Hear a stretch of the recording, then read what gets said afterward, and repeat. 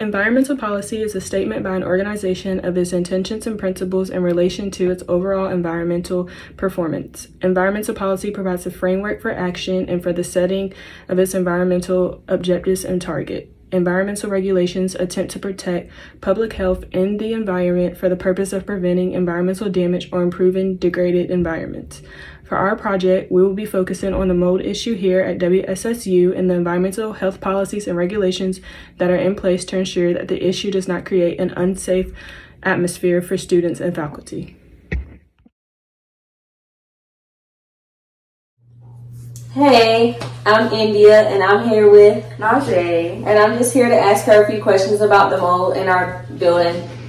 So how does mold in the study room affect you as a student here at WSSU? So being a student here, we live in Rains, as you all know, and Rains isn't close to the library. So sometimes, you want to do work in a secluded area and you don't want to walk to the library. So, usually you go to a study room like they have in all the dorms, but since it's filled with mold, you're not able to do that. And what are some ways you can avoid mold coming into your dorm room? So consistently cleaning your room thoroughly and also keeping air circulating in the room as well. I also agree with all of that. You should keep your space clean, the air circulating, and report these problems immediately through maintenance requests, or either let your RA know and they will submit that request for you. This is a close look at the mold issue in the study room in Rains Commons 2.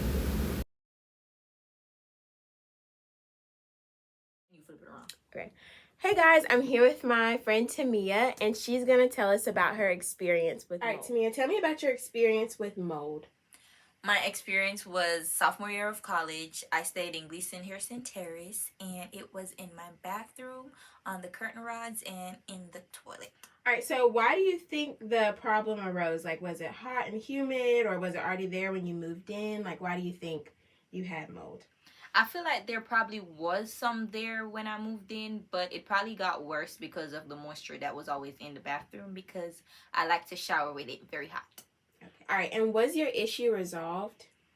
Yes, it was, because I reported it to Housing and Residence Life, and then they gave me a different room. Okay. All right, and thanks to Tamia for joining in on our vlog.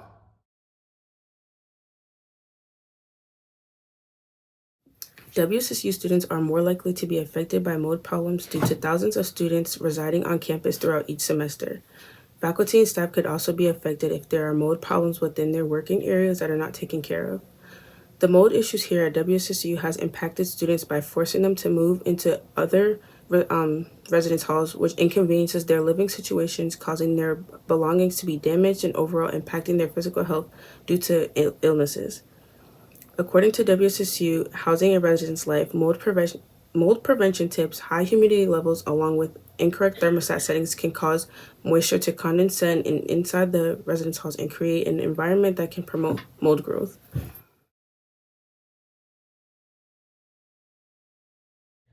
Winston-Salem State University and the environment work together in the way that they created the Environmental Health and Occupational Safety Policy for our campus. This policy provides a safe and healthy working and living environment while also promoting awareness here on campus. It is strongly encouraged for staff and students to report any environmental health concerns such as mold to them by using an incident report or coming to their office. Challenges that WSSU may face in terms of mold is the consistent change in weather, especially due to high humidity levels that may cause students to constantly change their thermostat settings.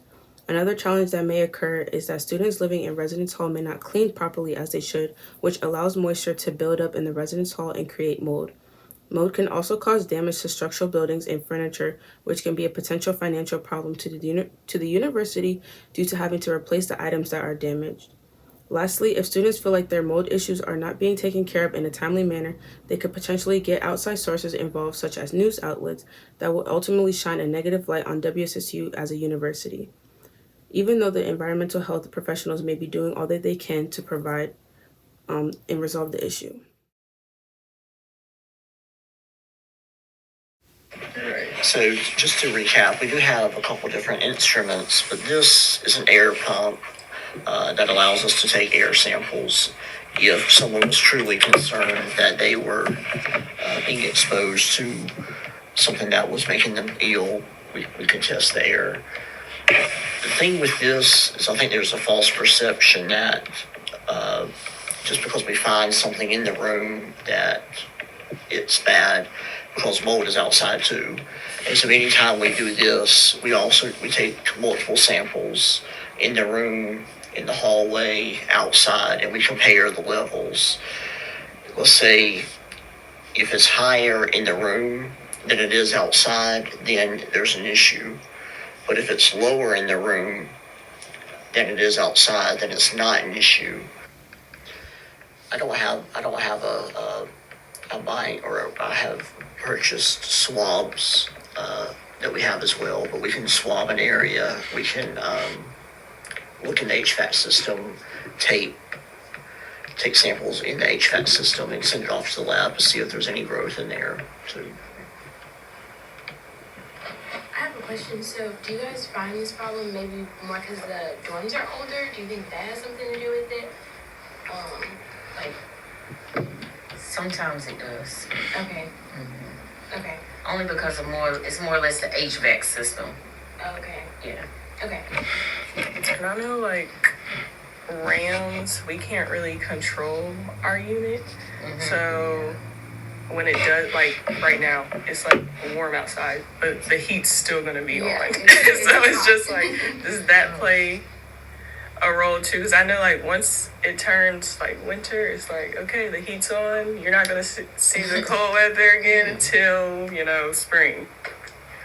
Yeah, these are one of these tricky months where it's hotter outside and it's hot inside because we have the heat on, and so there can potentially be issues. That's just why it's important to have the fans going as best as possible when you're getting out of the shower and you've got the exhaust fan on, making sure that the exhaust is on.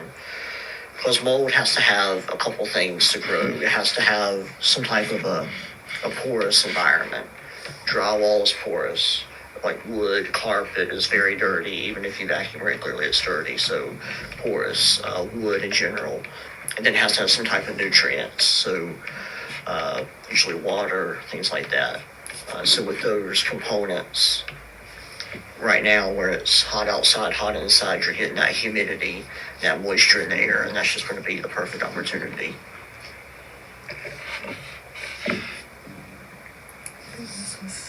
Very helpful. So we have, there are chemicals or solutions that we use to kind of get rid of mold.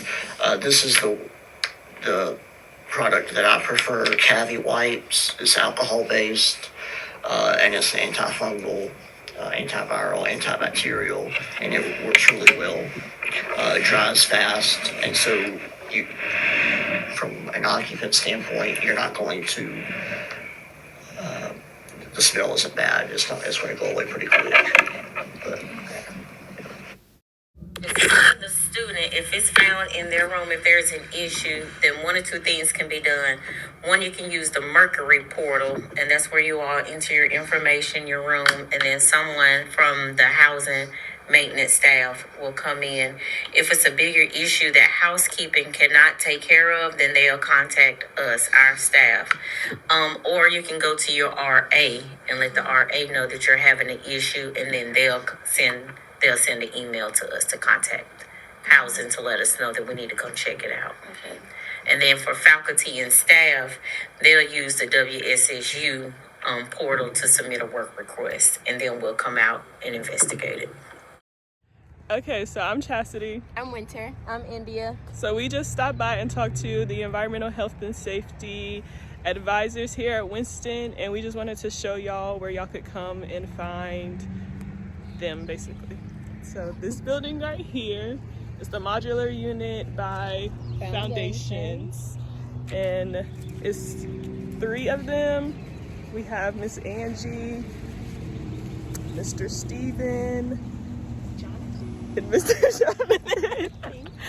But yeah, so you can stop by here if you have any problems with any health and environmental regulations policies.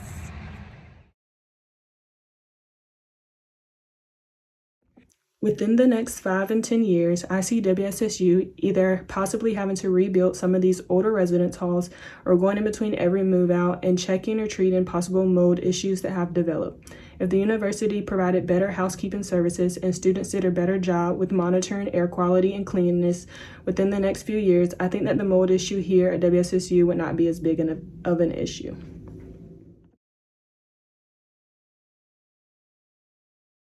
There are many ways that Winston-Salem State University can work to solve their environmental issue, which is mold.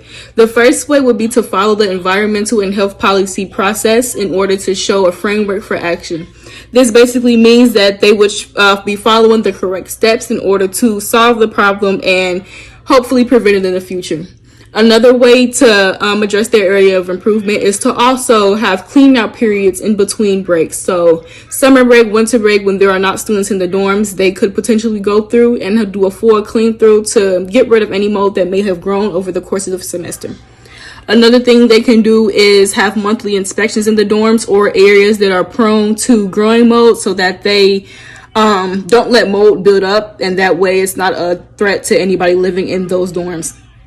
They also could remodel areas that are older than some so that mold is not growing in dirty, damp areas. If you have any questions on how to prevent mold, you can visit the WSSU Housing and Residence Life website for mold prevention tips. Environmental health policies and regulations can be found on WSSU Policies and Procedures Plan website, or you can also reach out to an environmental health and safety director.